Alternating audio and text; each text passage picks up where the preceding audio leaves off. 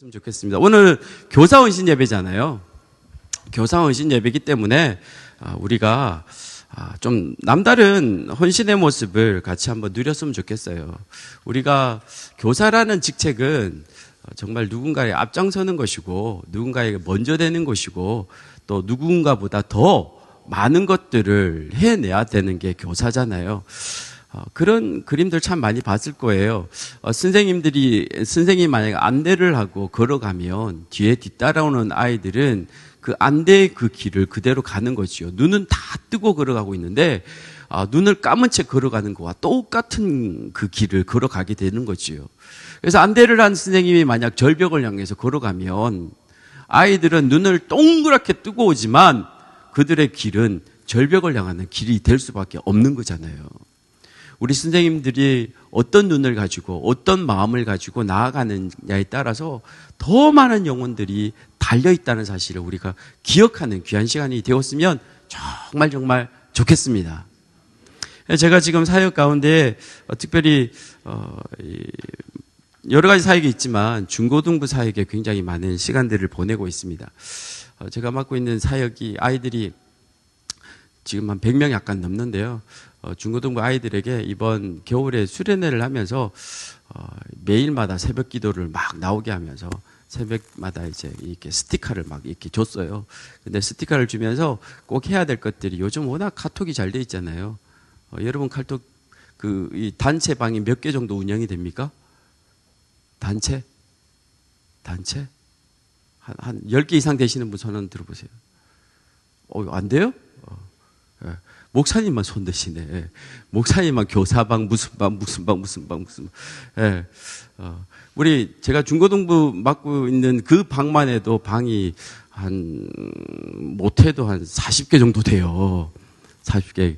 중1반, 중2반, 중3반, 중4반, 중5반이 아니구나. 1, 2, 3, 고1, 2, 3 뭐 이렇게 반 있고 또 학부모들 방 있고 또 임원방 있고 찬양방 있고 해서 아이들의 방들이 너무너무 많은데 전체 방에 한 156명 정도가 있거든요. 그 방에 미션을 이제 매일매일 올렸었어요.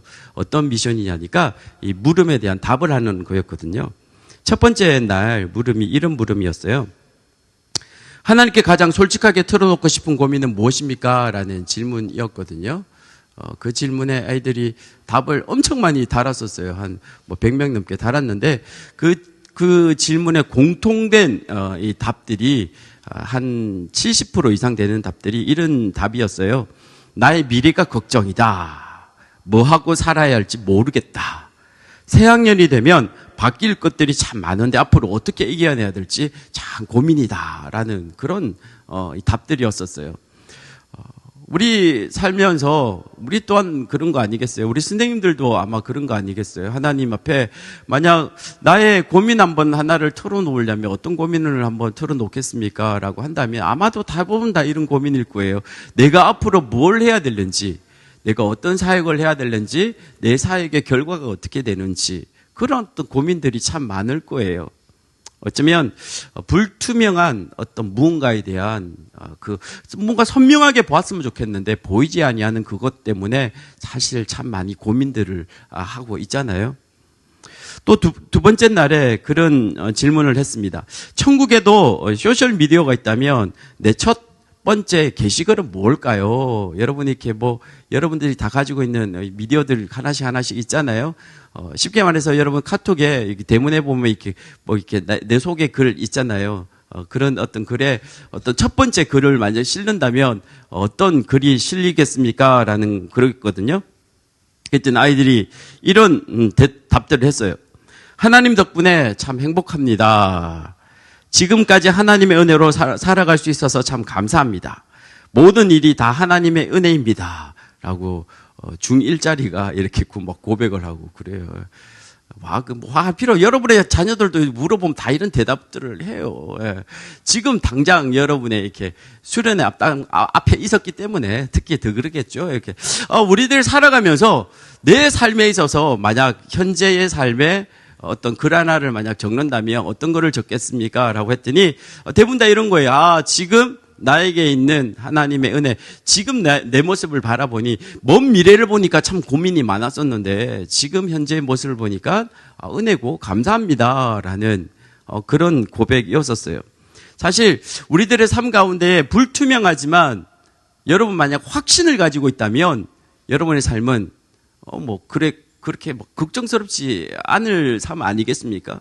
든든하게 막 걸어가는 확신의 삶이 아니겠습니까? 그런 삶에 대한 고백이었었어요. 그리고 여러 가지 질문들이 있었지만 저에게 가장 답들 중에서 가장 저에게 눈물이 찍 나게끔 하는 답을 올린 질문이 하나 있었어요. 그게 뭐냐니까 하나님께서 지금 만약 여러분에게 나에게 보내신 문자 한 통이 있다면 어떤 내용이겠습니까? 여러분 핸드폰 있잖아요. 핸드폰에 톡들도 끊임없이 울리고 문자도 막 울리는데 하나님께서 지금 만약 여러분의 톡에 여러분의 문자에 하나의 문자를 하나님 딱 보내신다면 어떤 문자를 어떤 내용을 보내실까요? 라는 질문이었어요. 여러분하고 한번 질문해 볼까요? 옆에 분들에게 한번 대답해 보세요. 하나님이 나에게 이렇게 문자 보내실 것 같아. 이야기 한번 해보세요, 여러분. 뭐라고 보내실 것 같아요? 뭐라고 보내실 것 같아요? 제일 웃긴 답은 너 제발 설교 시간에 졸지 마. 그런 대답도 있었어요. 대답 가운데 이런 대답들이 거의 한 90%가 이런 대답을 했습니다. 내가 널 놓치지 않아. 힘들고 지칠 때가 있다는 거 다 안다? 내가 너와 함께 할 거야. 힘들었지? 잘했어. 너 참 잘하고 있구나. 이런 문자를 보낸대요, 애들이. 하나님께서 여러분 폰에다가 그런 내용이죠. 힘든 거 알고 있어. 그러나 나는 너를 놓치지 않을 거야. 힘들고 어렵지만 어느 누가 다 놓치고 너를 몰라준다 할지라도 나는 너 알고 있어. 내가 너 사랑하고 있어. 그런 문자를 하나님이 아이들에게 보내신답니다. 사랑하는 성도 여러분, 사실 그래요. 불투명한 어떤 현상에 대해서는 참 고민이 많습니다. 내가 앞으로 뭘 해야 될지, 어떻게 해야 될지. 근데 지금 내 삶 가운데 있는 것을 되돌아보니까요, 오히려 은혜가 되고 감사가 되는 거지요. 그리고 그 모든 것 가운데에 하나의 기대치가 있습니다. 그 기대치는 뭐냐? 내일도 우리 하나님이 나와 함께 하셔서 내일도 나를 이끌어 주시겠다는 그 약속의 함께라는 이 확신이 있으면 오히려 고민했던 것보다 역전되어서 새로운 일에 대한 기대가 일어날 줄 믿습니다. 우리 선생님들의 사역은 바로 이 단계까지 가야 될 줄 믿습니다. 여러분들이 지금 품고 있고 여러분들이 기도하고 있고 여러분이 안아주고 있고 여러분이 호주머니를 털어서 막 간식도 사주고 걔네들이 뭘 잘났다고 간식을 사줍니까? 맨날 예배 시간 떠들기만 하고 장난만 치지만 그래도 내 주머니를 열어서 아이스크림도 사주고 뭐 간식도 사주고 안아도 주고 기도도 해주고 하는 그 아이들 왜 섬깁니까? 왜? 왜냐하면 이 아이들을 통해서 하나님이 하실 일이 너무나도 크고 놀랍기 때문인 줄 믿습니다. 그 기대치가 있다면 우리의 사역은 멈출 수가 없어요. 더 많은 것을 할 수밖에 없습니다. 여러분 빅데이터라는 단어 아시죠? 빅데이터. 데이터가 이렇게 정보라는 거잖아요. 정보를 요즘 워낙 인터넷이 잘 돼 있다 보니까 정보의 세계를 살아가고 있습니다. 그래서 정보들을 모아가지고요 하나의 큰 정보의 탑을 쌓아놓은 것이 빅데이터라고 합니다. 그래서 이 빅데이터를 가지고 흔히 말한 레시피 같은 거 있잖아요. 음식을 만들 때 어떻게 하면 가장 맛있게 만들지? 라는 레시피도 만들고요. 공부를 할 때는 어떻게 하는 게 참 좋은 거야? 라는 것들에 대한 레시피도 만듭니다. 챗GPT 하시는 분 손 들어보세요. 그래요. 이 하시는 분들은 말을 하면 이 말이 내 말인지 챗GPT가 가르쳐줘서 하는 말인지 구별이 안 돼. 너무 말을 잘해. 그리고 너무 뭔가를 막 잘해. 핸드폰에다가 물어봐요. 내가 오늘 설교를 하는데 어떤 설교를 하면 좋겠어? 그러면 얘가 가르쳐줘, 막. 본문을 가지고, 이 본문을 가지고 지금 앉아있는 사람을 좀 울컥하게 만들 수 있는 이야기를 하고 싶은데 어떤 이야기를 하면 좋을까? 야, 뭐 얘가 막 이야기를 해줘요. 그 이야기 듣다가 제가 울어요, 막. 막 이렇게. 그런 시대를 살아가고 있어요. 그걸 이렇게 빅데이터의 일종이거든요. 그래서 그 빅데이터를 가지고 내가 어떤 일을 어떻게 해야 되는지를 막 가르쳐 준단 말이에요. 그래서 그 어떤 일에 대한 테두리를 가지고 우리는 막 살아갑니다. 그런데 또 한 가지 빅데이터는요, 스스로의 삶의 빅데이터가 있어요. 여러분이 살아오면서 교사로서 아이들에게 헌신하면서 살아왔던 모든 것들을 되돌아볼 때 여러분은 어떤 헌신을 하였고 어떤 삶을 살았습니까? 그렇기 때문에 내가 이렇게 살았기 때문에, 이렇게 헌신했기 때문에 이런 열매가 맺힐 거야라는 그런 예상적인 빅데이터를 우리는 항상 가지고 있습니다. 그래서 아이들에게 물어봅니다. 야, 너 나중에 너 얼마나 멋진 사람이 될 거야? 라고 물어보면 애들이 이렇게 이야기하죠. 나는 이때까지 이렇게 놀았기 때문에 이러이런 성적이기 때문에 나는 뭐 이 정도 그릇밖에 안 될 거예요. 막 이렇게 이야기를 할 때가 있습니다. 그것은 스스로의 빅데이터에 의해서 자기 스스로가 자기의 그림을 그리는 거거든요. 사랑하는 성도들 한번 물어보겠습니다. 우리는 이런 정보화 세계가 되어져 있는 이런 빅데이터의 삶으로서 살아가야 합니까? 아니면 그거보다 더 뛰어넘는 그거를 만드시고 그 모든 것들을 운행하시는 하나님의 손길을 의지하며 살아가야 합니까? 어떤 것으로서 살아가야 합니까? 우리는 빅데이터와 같은 어떤 현상적인 결과치를 가지고 살아가는 것보다 하나님이 하실 하나님의 은혜, 하나님의 능력, 하나님의 계획대로 우리의 삶이 맡겨져 그보다 더 뛰어넘는 어떤 역사적인 기적적인 일들을 날마다 이루어가는 우리가 되기를 소망합니다. 만약 빅데이터와 같은 일들로서 만약 아이들의 삶과 모든 것이 된다면요, 우리 교사 선생님들은요, 아주 일이 간단해요. 아이들을 그대로 그냥 가는 거니까 얘네들 이것만 하고 저것만 하고 딱딱딱딱 맺혀진 것만 하면 되잖아요. 그런데 하나님의 역사는 그러지 않아요. 하나님의 역사는 이것이 아니라 더 큰 일을 하나님은 계획하고 계시기 때문에 우리는 그거를 뛰어넘는 교사의 직분, 교사의 헌신의 모습을 해야 될 줄 믿습니다. 오늘 본문 말씀이죠. 이사야 43장 18절에서 21절까지 말씀을 읽었는데요. 이사야 43장 18절, 우리 마지막 절 21절 한번 같이 읽어봅시다. 21절 같이 한번 읽습니다. 시작. 이 백성은 내가 나를 위하여 지었나니 나를 찬송하게 하려 함이니라. 아멘. 하나님께서는요, 우리들에게 맡겨져 있는 삶의 시간들을 만드실 때에 그냥 만드시지 않았다라는 말씀이지요.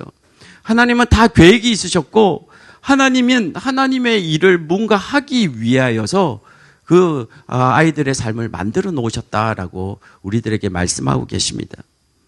우리가 하나님이 어떤 것을 계획하여서 아이들의 삶을 만드셨는지 우리는 아무도 모릅니다. 아무도요. 지나간 일들을 생각해 보고 앞으로 일어날 일을 우리가 아는 사람이 누가 있겠습니까? 지난 일에 이런 삶을 살았지만 현재의 모습을 바라보며 우와, 어떻게 저 아이가 이렇게 되었지? 라는 물음표를 가질 때가 얼마나 많습니까? 앞으로 더 어마어마한 일이 얼마나 일어날지에 대해서는 아무도 모릅니다. 그렇기 때문에 우리는 더욱 하나님을 의지하며 하나님께서 맡겨준 사명 가운데, 사역 가운데 나아가는 것이지요. 하나님은 어떤 것을 우리에게 요구를 하십니까? 어떤 것을 우리에게 헌신하십니까? 오늘 43장 1절 말씀이에요. 1절 말씀. 1절. 제가 한번 읽겠습니다. 야곱아, 너를 창조하신 여호와께서 지금 말씀하시느니라. 이스라엘아, 너를 지으신 이가 말씀하시느니라. 너는 두려워하지 말라. 내가 너를 구속하였고 내가 너를 지명하여 불렀나니 너는 내 것이라. 아멘. 하나님 말씀합니다. 우리들에게 구속하고 지명하고 소유한 그 역사를 당신들이, 교사들이 우리 모두가 알아야 할 것이다 라고 하는 것입니다. 우리들의 사역에 있어서 가장 먼저 해야 될 것은요, 한번 따라해 보십시다. 하나님이 누구신가? 하나님이 누구신가라는 질문입니다. 그래요. 과거 불투명했었습니다. 현재 감사를 느끼기도 해요.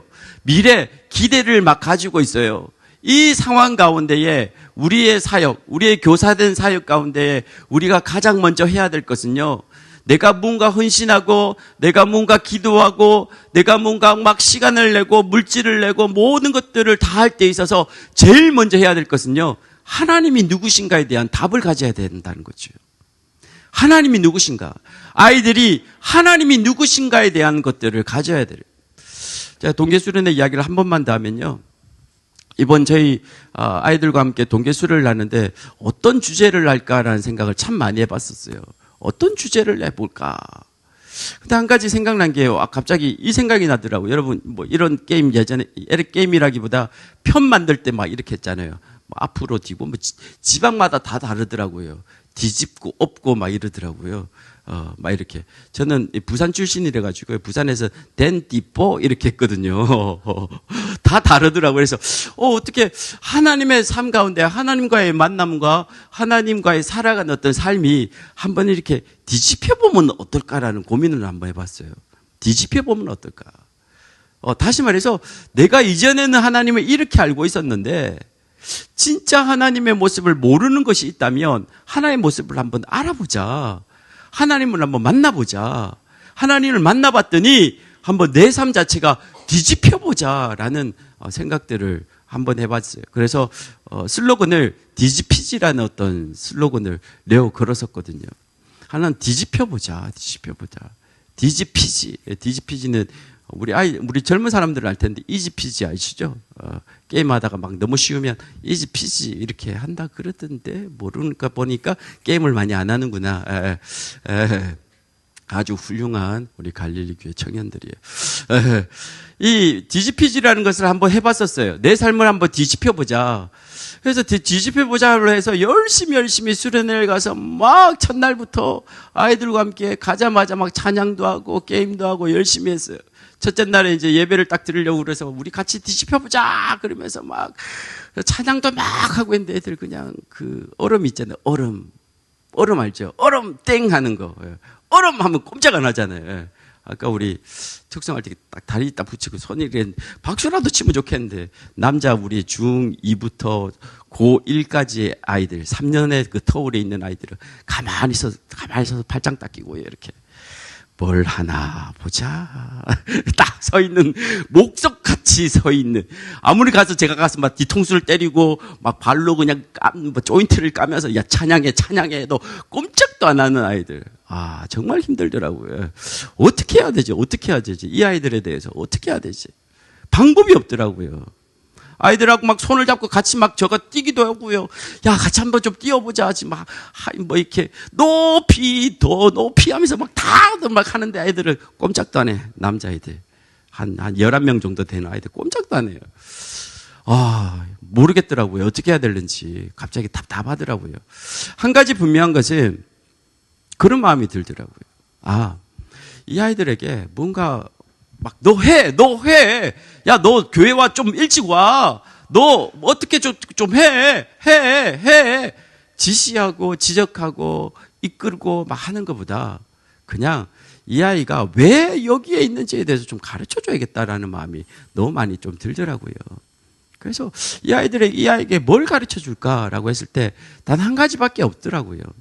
지금 시간을 내어서 이 자리에 와 있는 그 아이에게 가르쳐 줄 것은요, 왜 이 자리에 있는지, 다시 말해서 너가 왜 찬양을 해야 되는지, 왜 기도를 해야 되는지, 너가 기도하는 대상이 누군지, 너가 찬양하는 대상이 누군지, 그 하나님이 어떤 분인지 그것만 너가 좀 알았으면 좋겠다라는 마음만 들더라고요. 그래서 첫째 날 제가 말씀을 증거하는데 다른 말씀 하나도 없었어요. 딱 하나밖에 안 했어요. 하나님은 집중하고 계신다. 하나님은 사랑하고 계신다라는 주제로 이야기를 했어요. 너희들이 이렇게 앉아서 막 예배하잖아. 예배하는데 그냥 예배하는 이유가 뭘까? 왜 예배할까? 왜 우리가 예배하지? 뭐 공부 좀 잘하려고? 좋은 대학 가려고? 돈 많이 벌려고? 뭐 좀 잘생겨지고 예뻐지고 뭐 그러려고 예배해? 아니야. 우리가 예배하는 것은 그냥 하나님이 나를 사랑하기 때문에 그냥 예배하는 거야. 그러지 않아? 라는 주제였었어요. 너무나도 다 아는 내용이잖아요. 너무나도 다 알고 계시잖아요. 그런데 이 단순한 이야기를 아이들에게 전하고 싶어서요. 그 이야기만 설교를 딱 20분을 준비를 했는데 하다 보니까 1시간 20분을 하게 되더라고요. 20분 진짜 20분 딱 준비했거든요. 예, 설교 온거가 저 여기 노트에 있어요. 여기서부터 여기까지밖에 안 돼요. 노트가. 근데 설교 딱 끝나고 나니까 1시간 20분을 설교를 했어요. 아이들이 꼼짝을 안 하더라고요. 처음부터 끝까지 그냥 사랑에 대해서만 이야기했거든요. 하나님은 너네들을 사랑해. 그런데 그 사랑이 도대체 뭘까? 목사님이 생각할 때 하나님이 목사님을 사랑하는데 그 사랑이 뭘까라고 표현할 때 한 가지밖에 표현이 안 되더라. 뭐냐니까 하나님이 목사님을 집중하고 계시더라. 다른 것을 집중하시는 게 아니라 하나님이 목사님을 집중하고 계시더라. 그래서 목사님을 계속 쳐다보고 있고, 너네들 그렇게 이야기했잖아. 하나님이 나한테 문자 한 통 보내면 어떤 문자 보낼까? 힘들지? 근데 나 너 다 알고 있어. 너 얼마나 힘든지 내가 다 알고 있어. 그래서 내가 널 안아주고 힘들 때 가서 힘들지 하고 또닥거려주고, 너가 신음소리 날 때 내가 귀 기울여서 너가 도대체 무슨 소리를 하고 있는지, 왜 뭐가 힘든지 한번 내가 들어볼게. 그런 분이 바로 하나님이야. 왜? 나를 사랑하고 계시니까. 나를 사랑하고 계시니까. 그렇게 말씀을 전했거든요. 이 이야기를 그냥 계속 그냥 되풀이 한 것 같아요. 저도 무슨 말씀 전했는지 기억도 안 나요. 다시 하라 그러면 못해요. 이 이야기 가지고 계속 이야기를 했거든요. 그런데 갑자기 그 목석 같은 11명의 그 아이 있잖아요. 그 중에 한 명이 계속 그냥 우는 거예요, 갑자기. 그래서 갑자기 막 애들이 막 쳐다보잖아요, 막 이렇게. 그래서 이걸 도대체 또 어떻게 수습해야 되나 라는 마음이 있었는데 그냥 계속 이야기했어요. 얘 봐, 쟤 울잖아. 왜 울겠어? 하나님이 지금 집중하니까 지금 감격해서 울잖아. 그랬더니 걔가 막 더 울더라고요, 막. 너네들 다 지금 하나님 집중하는 거야. 자, 불 끄자, 기도하자. 그래서 기도 막 했어요. 예. 기도하는 중에 막 피자가 막 간식으로 오기 시작하는데, 기도가 딱 20분 또 30분 정도 기도하려고 그랬는데, 기도 끝나고 나니까 12시더라고요. 아이들이 기도 끝나고 나서, 목사님, 좀 더 기도하면 안 돼요. 막 그러는 거예요. 기도 1시간 40분을 했어요. 1시간 40분을. 한 가지 주제 가지고 이야기를 했어요. 하나님은 너를 사랑해. 나는 하나님께 사랑받는 존재야. 라는 이야기였었습니다. 하나님은 우리를 구속하셨습니다. 지명하셨습니다. 그리고 소유하셨다라고 이사야 43장 1절에서 말씀하십니다. 대가를 지불하였다는 것이 구속이고요.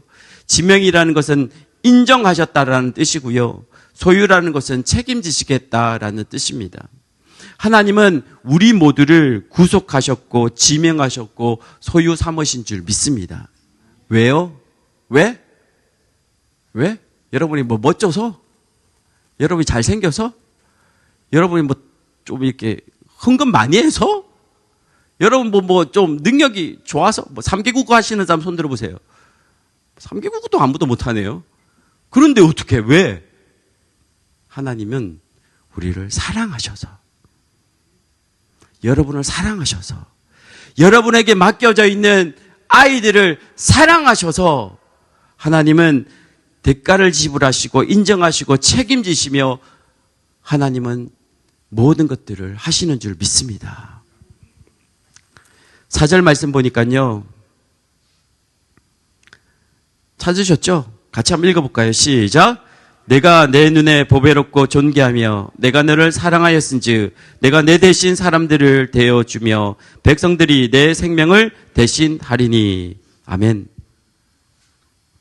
하나님이 사랑하시는 그것을 그 내용으로요. 어떻게 이야기하시냐니까 무언가를 대신하시겠다라고 이야기를 하십니다. 대신하시겠다. 대신이라는 거 있잖아요. 내가 맞아야 되는데 누군가 대신해서 맞아준다든지, 내가 힘들어야 되는데 누군가 대신해서 힘들어줘야 된다든지, 내가 울어야 되는데 나 대신 누군가가 울어주고, 내가 슬퍼하고 내가 힘들어야 되는데 내가 슬퍼하고 힘든 것을 알고 대신 슬퍼하고 힘들어 준다는 거 얼마나 소중한 줄 아십니까? 제가 힘들 때가 있었어요. 어려울 때가 있었어요. 그래서 막 낙담이 되어지고 막 지칠 때가 되어져요. 그러면 전 누구에게 꼭 전화를 해요. 누구에게 전화하시는 줄 압니까? 여러분도 전화하실 텐데, 어렵고 힘들 때. 저 뒤에 앉아있는 우리 이영조 목사님께 제가 전화를 하거든요. 전화를 해서 형님 하면 이영조 목사님 바로 왜 힘들어? 이렇게 크게 이야기도 안 하세요. 힘들어? 그러면서 딱 두 번째 말에 다시 저한테 이렇게 이야기해요. 힘들지? 딱 이야기해요. 그럼 그냥 말 못하고 가만히 있으면 우는구나. 그러고 뭐 더 이상 뭐 별말로 안 해요. 야, 나중에 만나서 밥 먹자. 그 말씀 해주시거든요. 왜 제가 이렇게 힘들 때 이용조 목사님께 전화 주시는 줄 압니까? 여러분도 다 똑같은 마음일 거예요. 내가 힘들 때, 내가 어려울 때, 내가 눈물 나고, 내가 마음이 힘들고 어려울 때, 나를 대신해서 나의 힘듦을 알아주고 나에게 힘들지라고 이야기해 줄 수 있는 분이기 때문에 그러잖아요. 여러분 힘들 때 무조건 여러분 담임 목사님께 전화하세요. 전화해서 목사님, 그러면 목사님 딱 목소리를 들어보고 힘들어요? 딱 하실 거예요. 그럼 밥 한번 보고 그러면 네, 그러면 얼른 나와가지고 밥 사달라고 막. 그렇다고 여러분 다 사드릴 거 아니에요, 그렇죠? 대신하는 거 여러분 정말 기분 좋습니다. 그러지 않습니까? 하나님이 우리를 대신해 주신다는 것입니다. 내가 힘들 때 어려울 때요, 사람 찾을 때 힘이 나는데 위로를 받는데 하나님을 찾으면 얼마나 더 큰 힘을 가지겠습니까? 하나님은 우리를 대신해 주시는 분이십니다. 할렐루야! 그 하나님의 대신하심을 우리 아이들에게 가르쳐 줘야 됩니다. 하나님은 너네들을 대신해 주시고 계셔. 그렇기 때문에 힘들고 어려워도 걱정하지 마. 하나님이 너를 위해서 대신 울어줄 거고, 너를 대신해서 탄식하고 기도할 거고, 하나님은 너를 위하여 기다리고 계시고, 너에게 힘들고 어려운 것까지도 하나님은 대신해 줄 거야. 그래서 너가 구렁텅이에 빠진다 할지라도 오히려 하나님이 먼저 구렁텅이에 빠져서 너의 발을 상하게 하지 않게 만들어 주실 거야. 그것을 가르쳐 주시고 인정해 주실 때 능력의 능력으로 나타날 줄 믿습니다. 그 모든 일들 속에서 단 한 가지 더 중요한 사실 하나를 같이 나누려고 합니다. 그거는요, 우리 11절 11절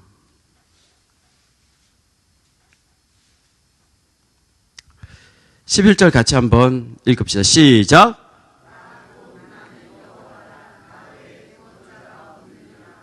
아멘. 예, 나 곧 나 여호와라. 나 외 구원자가 없느니라. 우리 하나님은 하나님밖에 없음을 오늘 이 시간 우리들에게 이야기하고 하나님밖에 없음을 우리들에게 증거하고 계십니다. 그래서 12절 말씀 보니까요, 내가 알려주었으며 구원하였으며 보였고 너희 중에 다른 신이 없었나니 그러므로 너희는 나의 증인이요 나는 하나님이라 여호와의 말씀이니라. 아멘. 우리 아이들은 하나님의, 따라해 보십시오, 우리 아이들은 하나님의 증인이라. 아멘. 이 세상에 살아갈 때 큰 재판들이 있을 때 가장 중요한 것이 뭡니까? 증거가 중요하지요. 아무리 뭔가 사건이 일어나고 막 그래도요, 증거가 없으면요 아무 소용없어요. 증거와 함께 더 중요한 것이 뭡니까? 증인이잖아요. 증인이 증거가 되기 때문에 중요하지요. 하나님은 우리들의 사역의 가운데에 하나님이 하시기를 원하시는 것은요, 하나님께서 방금 이야기했던 거 우리끼리